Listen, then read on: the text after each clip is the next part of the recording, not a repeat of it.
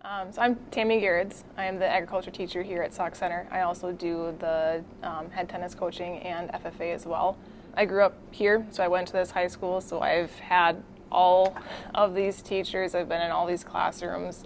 I always knew this is where I wanted to come back to because this is home, this is where I grew up. I love the area still, and so I came back here to teach. Some of the classes that I teach, I have all the agriculture classes, so we do companion animals, animal science, horticulture, floriculture, on-the-job training, careers, fish and wildlife, and large mammals wildlife. If we had natural lighting, we have the growing lamps, so that's like an artificial lighting, but they only have so much space.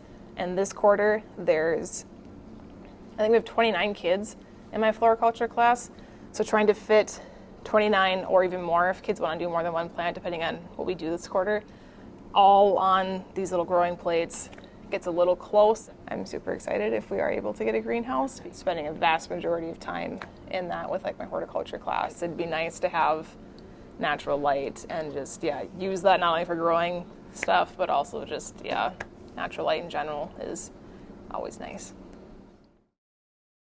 For complete details regarding the upcoming referendum, please visit the district website.